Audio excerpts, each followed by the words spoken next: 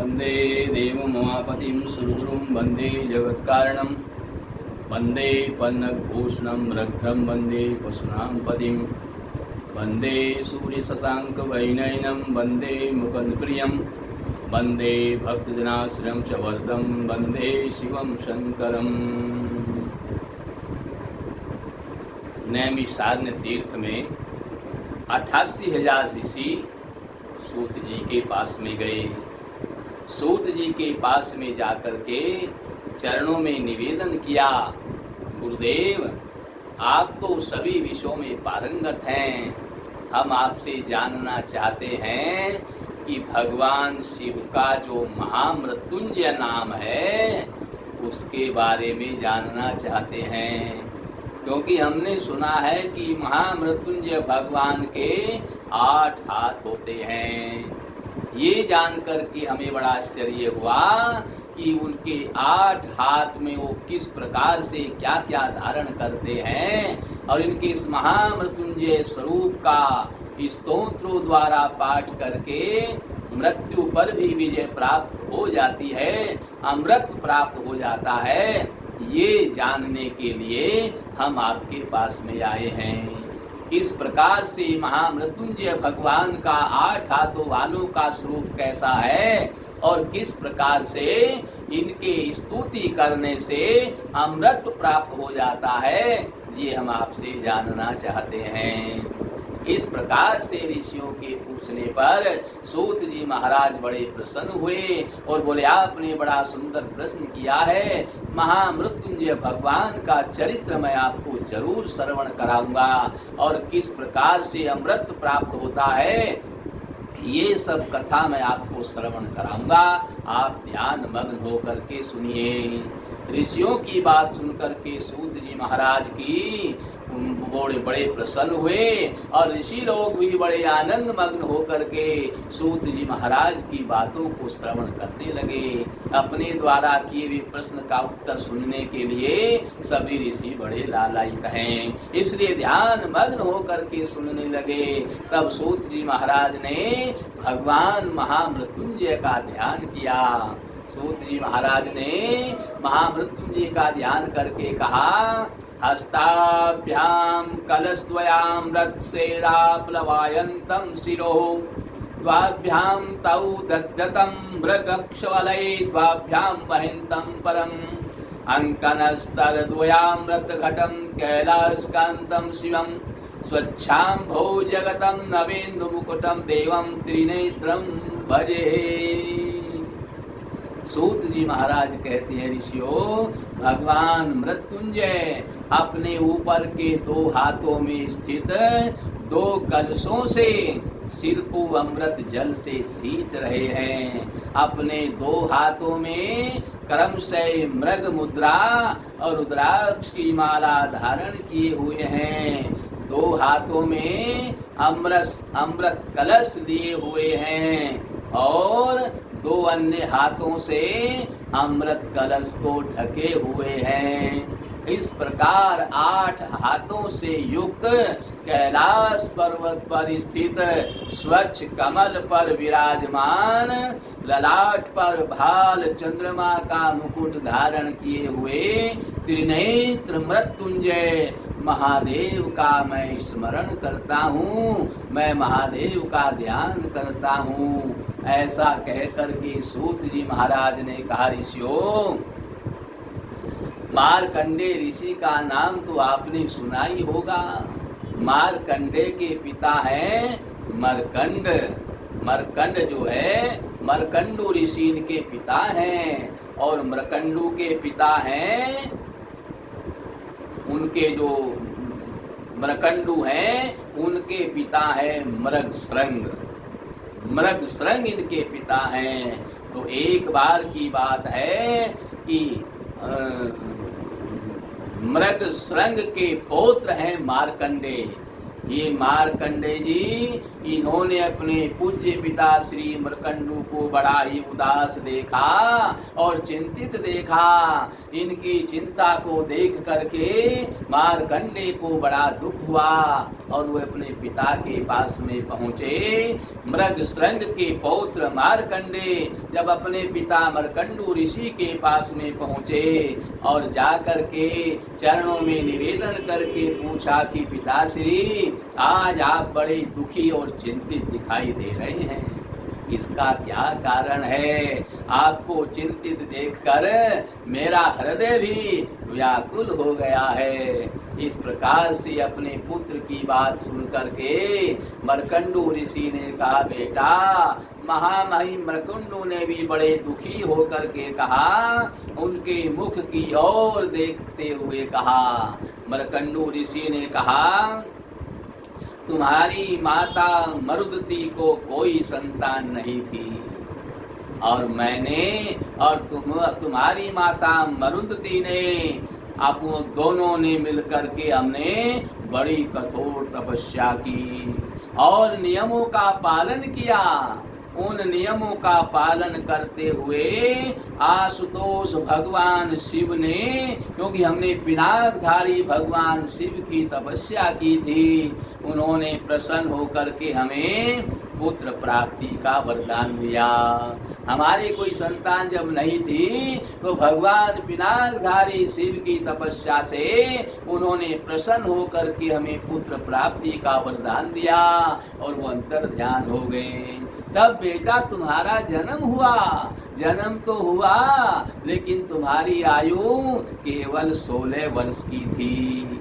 16 वर्ष की मात्र आयु भगवान पिनाकधारी ने दी और शशांक शेखर अंतर ध्यान हो गए। उस समय के अनंतर जब तुम्हारा जन्म हुआ तो भोलानाथ के वर प्राप्त पुत्र होने के कारण तुम में अद्भुत गुण आए। सारे गुण तुम में विराजमान हैं, क्योंकि आप स्वयं भोलानाथ ने हमें दिया है, इसलिए सारे गुण आप में विराजमान हैं। भोलानाथ के इस प्रकार से गुणों को धारण करके तुमसे हम दंपति अत्यंत सुख का अनुभव करने लगे। अपने को गौरवान्वित भी समझने लगे कि हम पुत्रवान हो गए। भगवान शंकर ने हमारी तपस्या से प्रसन्न होकर हमें पुत्रवान बना दिया है और सब गुणों से संपन्न पुत्र को हमें दे दिया है। इस प्रकार से हम बड़े ही प्रसन्न थे। कुछ रुक कर कातर स्वर में श्री मर्कंडू ऋषि ने पुनः कहा, बेटा, अब तुम्हारा 16वां वर्ष चल रहा है, इसलिए अब हमें चिंता लगी हुई है। तुम्हारी आयु पूरी हो चुकी है, क्योंकि 16 वर्ष की तुम्हारी आयु है, इसलिए हमें चिंता है। अपने पिता मर्कंडू मुनि की बात सुनकर के मार्कंडे जी ने कहा, पिताजी, आप कोई चिंता न करें। श्री मार्कंडे ने अत्यंत गंभीरता से अपने पिता को आश्वस्त करने के लिए, उनकी चिंता का निवारण करने के लिए, माता पिता के दुखों का निवारण करने के लिए बड़ी विनम्रता के साथ कहा, भगवान आशुतोष कल्याण स्वरूप एवं अभीष्ट फलदाता हैं। मैं उनके मंगलमय चरणों को आश्रय लेकर और उनकी उपासना करके अमृत को प्राप्त करने का पूरा प्रयत्न करूंगा, आप कोई चिंता न करें। श्री मार्कंडे जी की माता पिता के चरणों में की धूली मस्तक पर रख करके वो वहां से चले और उन्होंने दक्षिण में जाकर के, दक्षिण भारत में समुद्र के किनारे शंकर भगवान का ध्यान लगाया। उनकी तपस्या में विराजमान हो गए और ये तो साक्षात भगवान शिव के ही स्वरूप थे, क्योंकि उन्होंने इनको वरदान में दिया था इसलिए इनको सब विधियों का ज्ञान भी था। और वहां उन्होंने अपने ही नाम पर मार्कंडेश्वर शिवलिंग की स्थापना करके उनकी आराधना करने लगे तथा त्रिकाल स्नान करके बड़ी श्रद्धा भक्ति से महामृत्युंजय स्तोत्र के द्वारा भगवान महामृत्युंजय की उपासना करने लगे।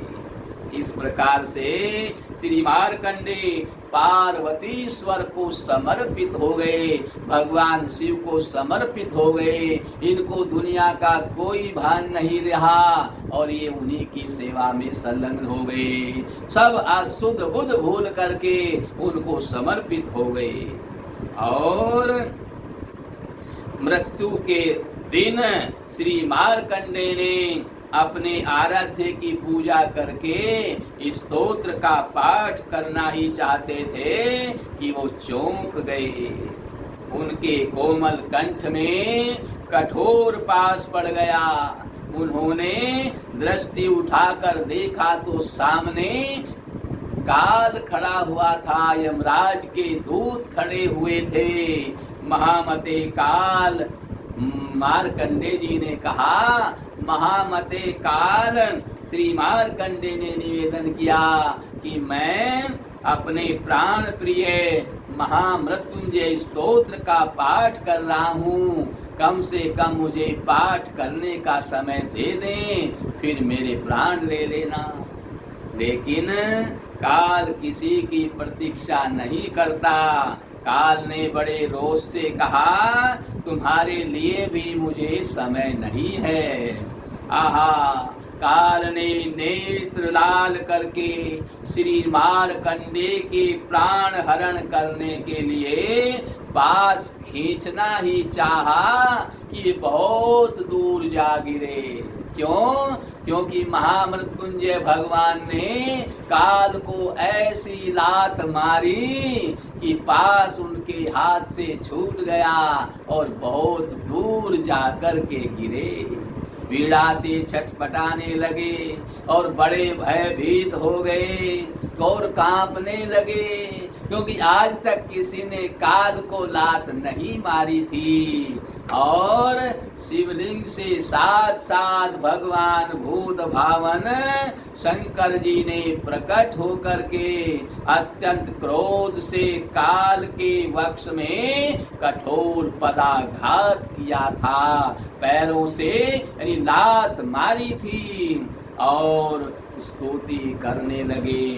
काल की दुर्दशा एवं अपने आराध्य अनुपम का लावण्य देख करके, अपने आराध्य का प्रेम देख करके और श्री मार्कंडे जी की प्रसन्नता की सीमा नहीं रही।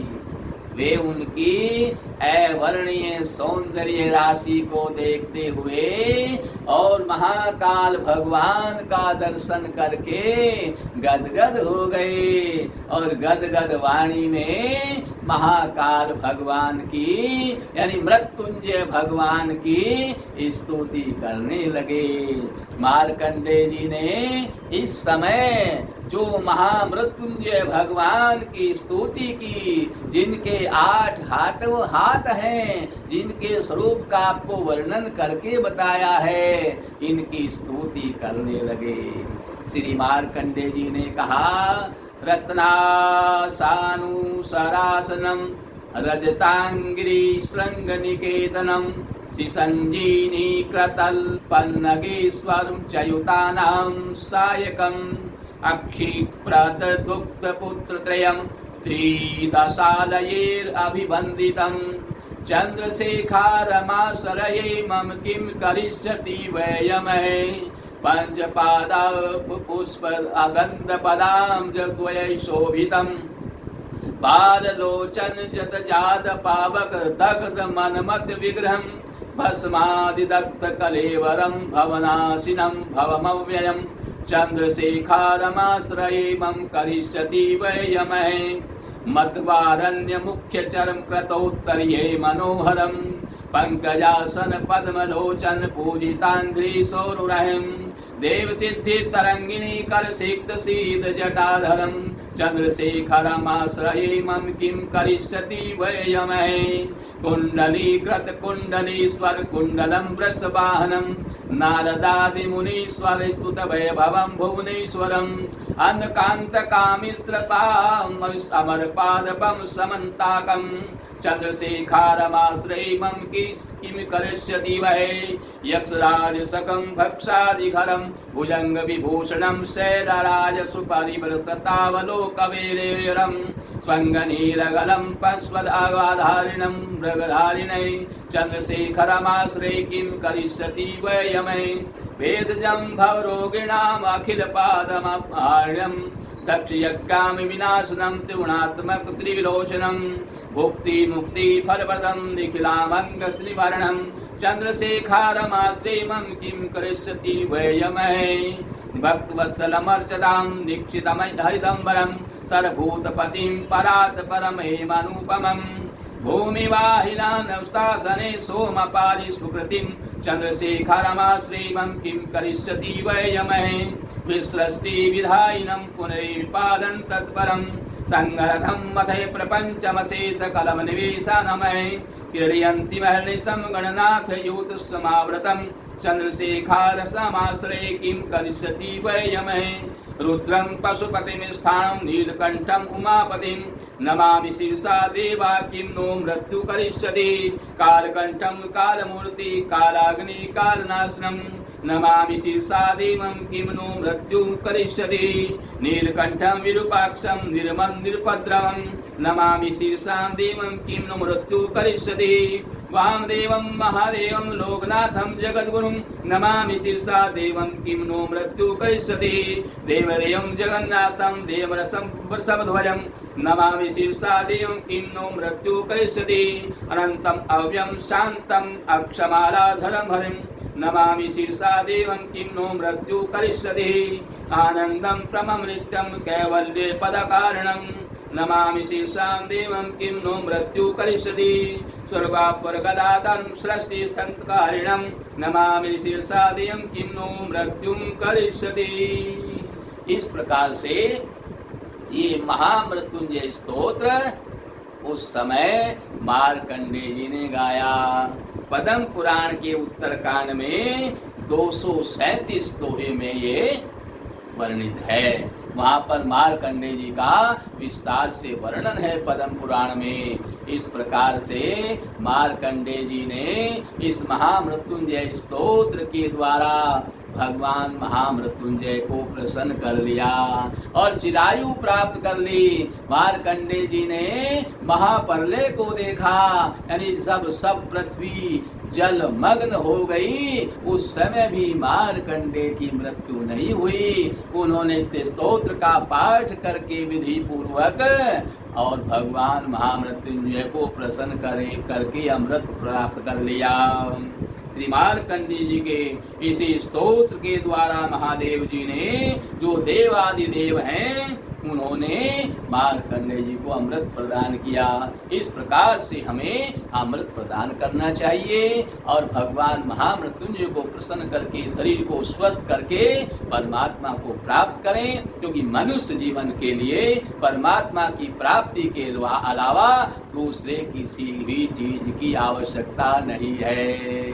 कल हनुमान जी का जन्मोत्सव मनाया जाएगा। बड़ी धूमधाम से हनुमान जी का जन्मोत्सव मनाएं, उनकी कथा को श्रवण करें। हनुमान जी का जन्मोत्सव मनाना है, जयंती नहीं मनानी है। जयंती तो जो उनकी मृत्यु हो गई है, जो इस दुनिया में नहीं है, उनकी जयंती मनाई जाती है। पर भगवान हनुमान जी तो बजरंगबली तो चिरजीवी हैं, जो आज भी चिरायु हैं, जो उनको अमृतत्व प्राप्त है, इसलिए उनका जन्मोत्सव मनाना है। कल भगवान हनुमान जी का जन्मोत्सव बड़ी धूमधाम के साथ में सभी मनाएं और अपने आप को कृतार्थ करें। हनुमान जी प्रसन्न हो गए तो महाकाल भी प्रसन्न हो जाएंगे। हनुमान जी के प्रसन्न होने पर संसार में भोग और मोक्ष सब कुछ प्राप्त होता है। ऐसी कोई वस्तु दुनिया में नहीं जो हनुमान जी ना ले सके। इसलिए कल बड़ी धूमधाम से हनुमान जी का जन्मोत्सव सभी को मनाना है। बोल बजरंग बली हनुमान की।